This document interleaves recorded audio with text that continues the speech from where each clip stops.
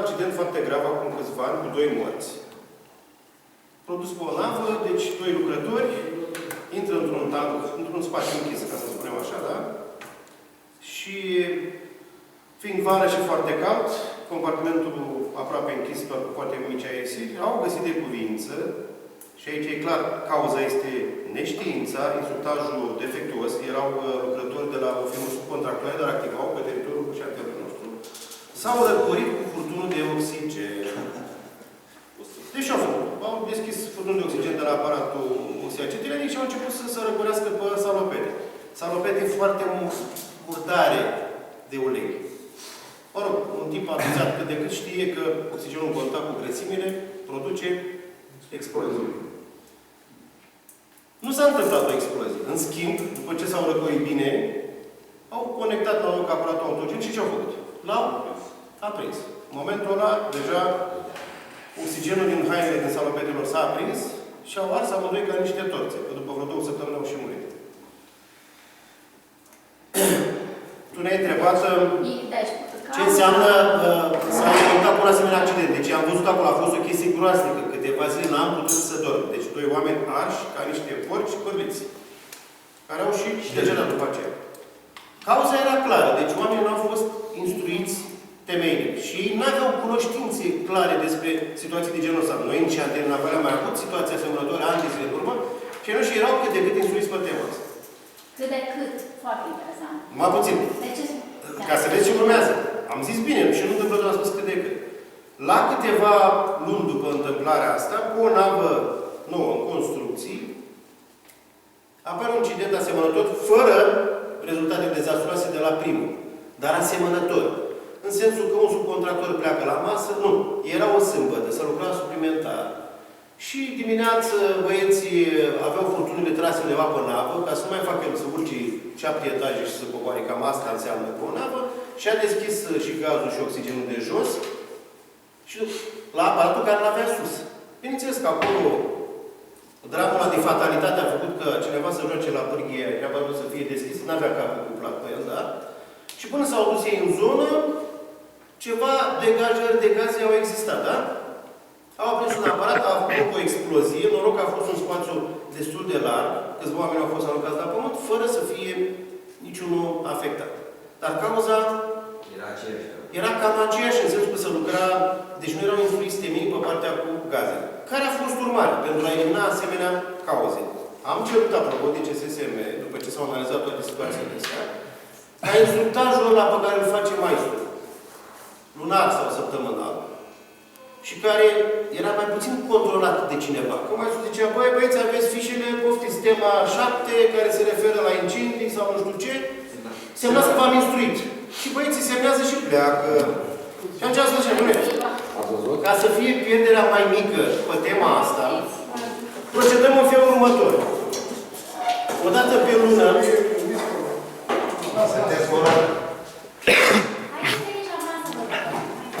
o dată pe lună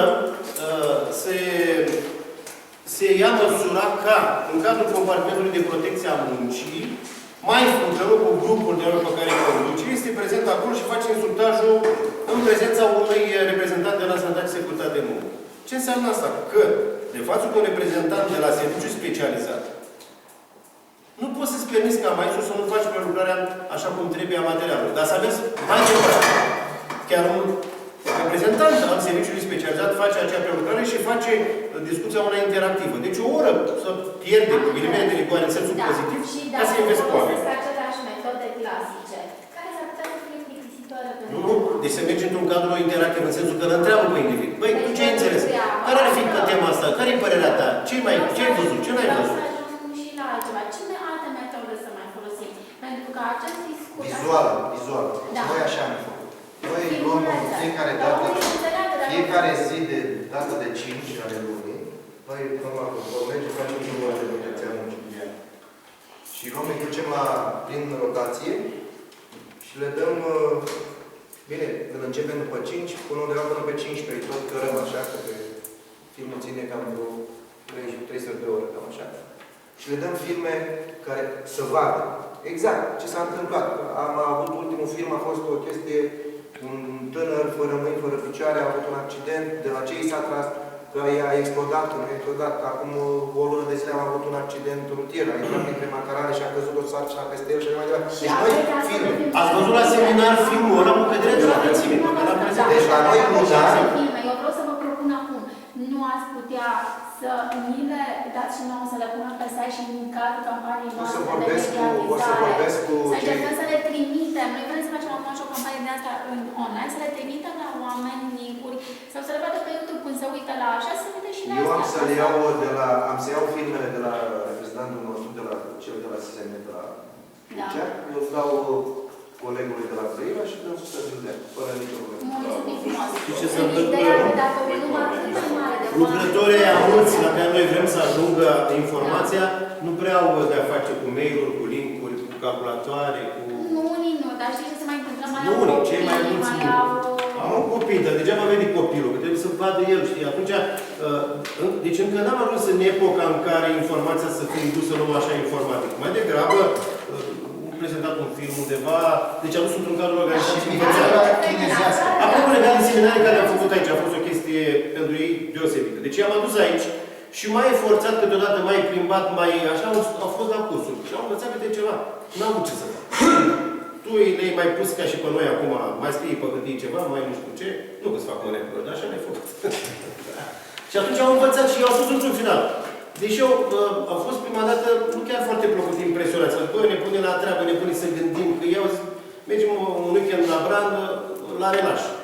Ei, după aceea, una pe sat au fost mulți de gânduri, am și învățat ceva, ne-am și simțit bine, au fost și niște acțiuni pe acolo, am cunoscut oameni, ne-am făcut prieteni sau nu, mă rog, asta e, da? Noi am mai făcut Încă ceva. nu este epoca limburilor pentru ei. Da, am înțeles, dar nu neapărat pentru ei. Știți la ce mâine sunt foarte mulți și Noi avem sindicate fără mail-uri, Alina. Da, Sindicate, organizații. Oamenii, muncitorul, lucrătorul poate nu, dar reprezentantul să se merge câteodată, sau majoritatea din țară sunt un pic mai sus în ceea ce privește utilizarea comunicării. Dar nu la aceștia să ajungă. Noi am făcut și altceva. Nu ajung Noi am făcut competiție internă, Da. care de zona balistului este Da, premiată. știu. Da. La nivel de exemplu, accidente, tot ce Foarte trebuie, bună ușoare idee. și mai Acum departe. folosiți același model pe care îl folosiți. Da, bine. Noi de Sfânta Maria, noi am fost primii care... Nu v-a spus că noi ne consultăm. Noi ne consultăm și spunem, bă, frate, uite că am... Și am observat competiția aceasta între formații. Bașca, un rol nu foarte important, dar destul de important, îl are maestru. Picătura chinezească aceea, zilnic trebuie să stea. Aveți grijă, cască, ochelari, antifoane, de ce nu ți-ai luat șorțul, adică, dar, cum am și spus, fiind timpul strâns, pe maestru nu prea mai ținem să controleze oamenii. Îl ținem mai mult la hârtii. Completează închideri de săptămână, de 2 săptămâni, de lună, fac acele jobori, cum spunem noi, în loc să te duci dimineața să spui, Gheorghe, faci aia, trebuie să-i dai și hârtie, iar hârticul le fac. Adică un fel de birocrație. Da. Și atunci nu mai e direct legat de om. Dacă vă spun, oamenii noștri și la dânsi și la... Dar, în general, oameni, ușor, ușor, dacă mergi spre ei, o să-și dea seama că bruma asta de bani pe care o scot, e bine să o cheltuie altfel, să vină la brand sau decât să... Și atunci faci toate mijloacele. Ce să vorbim? Da, folosești toate. Mulțumesc foarte mult. Bine realizează chestia asta. Poftim? Asta e un job, te ocupi de el, de jobul ăsta. La Dacă ce te vă ocupi referiți? chestia asta, eu ți-am zis la început că ăștia colegi, chiar deci primul cel mai important lucru este omul. Și ai găsit la București, la Căiești în București. Te-ai invitat să Da, prin, nu se să- de cum să-ți